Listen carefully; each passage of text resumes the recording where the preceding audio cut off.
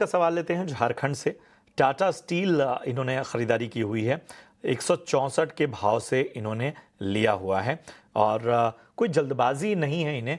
बताएं किरण जी, टाटा स्टील 164 की बाइंग से आप सुझाव देंगे? सिर्फ अगर आप निफ्टी मेटल का चार्ट देखोगे तो वहाँ पे एक डबल बॉटम पैटर्न ब्रेकआउट है, लेकिन जिस तरह से लास्ट 2 दिन से सेलिंग एक्सेलरेट हुई है मार्केट में, being high beta counter metals के अंदर भी हम थोड़ा बहुत प्रॉफिट बुकिंग देख रहे हैं। अब टाटा स्टील की बात करें तो 50 दिन की मूविंग एवरेज को आज उसने रीटेस्ट किया है, साथ ही साथ एक राइजिंग ट्रेंड लाइन या राइजिंग चैनल का एक स्ट्रॉन्ग सपोर्ट है। मेरे हिसाब से इनको होल्ड रखना चाहिए, भले ही उनका खरीदारी थोड़ा ऊपर के लेवल का है, 164 165 के आसपास का, लेकिन डेली चार्ट पे आप देखोगे तो 156 के नीचे मल्टीपल सपोर्ट है, तो एक बार 156 के नीचे की कोई एक स्टॉप लॉस के साथ इनको होल्ड रखना चाहिए। इमीडिएट लेवल पे 164 जहां पे उन्होंने एंट्री ली है, वही एक मेजर रेजिस्टेंस है। जैसे ही वो लेवल क्रॉस करता है उसके बाद एक अच्छी खासी तेजी देखने को मिल सकती है। तो एज ऑफ नाउ मेरे हिसाब से इनको होल्ड रखना चाहिए 154 या 155 के स्टॉप लॉस के साथ। चाहिए 154 का स्टॉप लॉस ध्यान रखिए। देव सिंह का सवाल लेते हैं हरियाणा से। इन्फोसिस पे तपन जी राय जानना चाहते हैं। इन्होंने 1587 के भाव पे खरीदा है, 1 साल का नजरिया लेकर चल रहे हैं।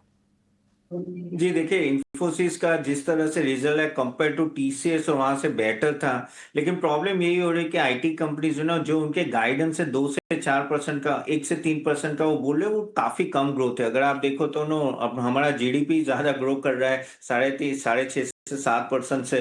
तो यहाँ मुझे काफी हद तक प्रॉब्लम दिख रहे हैं। अगर टीसीएस ने जैसे कल बात की कि 2% वर्कफोर्स वो ऑफलोड करना चाहते हैं, तो ऐसे सब जब न्यूज आते हैं वो नेगेटिव होते हैं कोई भी सी आईटी कंपनी के लिए। और टीसीएस जब ऐसा बोलता है तो यानी प्रॉब्लम हर जगह है। आगे जाके एआई का बड़ा रोल रहेगा, और वो जिस तरह से ना लग रहा है कि एआई जिस तरह से, तो काफी हद तक ह्यूमन रिसोर्सेज कम चाहिए और इनके कॉन्ट्रेक्चुअल एग्रीमेंट में भी काफी फर्क पड़ेगा। तो मेरे हिसाब से ये यहाँ से आईटी में खास करके दिग्गज शेयर्स है जैसे टीसीएस, इंफोसिस, एचसीएल, वहां आपको थोड़ा केयरफुल रहना चाहिए मेरे हिसाब से। तो आप यहाँ से चाहो तो निकल भी सकते हो, और बाकी जैसे बैंकिंग एनबीएफसी हो या एफएमसी, वहां आप फोकस कीजिए, क्योंकि यहाँ मुझे ग्रोथ बहुत ही म्यूटेड लग रहा है। मेरे हिसाब से अगर आपके पास प्रॉफिटेबिलिटी और आपका भाव आ गया है तो आई थिंक निकल के मैं दूसरे सेक्टर में जाने की राह देगा। मुझे यहाँ काफी म्यूटेड ग्रोथ दिख रहा है क्वार्टर के लिए, कुछ क्वार्टर्स के लिए। यादव का सवाल लेते हैं और सेंट्रल बैंक पे राहुल का सवाल है। 1700 शेयर है, 46 रुपए के भाव पे इन्होंने लिया है, लॉन्ग टर्म का नजरिया चाहते हैं। सेंट्रल बैंक का तपन जी, लॉन्ग टर्म नजरिए से कैसा लगता है आपको? आप देखो, सेंट्रल बैंक एक तरह से पीएसयू बैंक है, और पीएसयू बैंक में एक तरह से अभी ना काफी हद तक तेजी आई है, और काफी हद तक जो भी है ना फंडामेंटल भी काफी पॉजिटिव रहा है। लेकिन और इस तरह से अगर आप रिजल्ट्स की भी बात करें तो पैट अच्छा खासा इनका 33% से ग्रो भी हुआ है। एनआईआई थोड़ा फ्लैट था, लेकिन ओवरऑल जो प्रोविजन इंटेंसिटी थी वो अभी थोड़ी धीरे धीरे मॉडरेट हो रही है।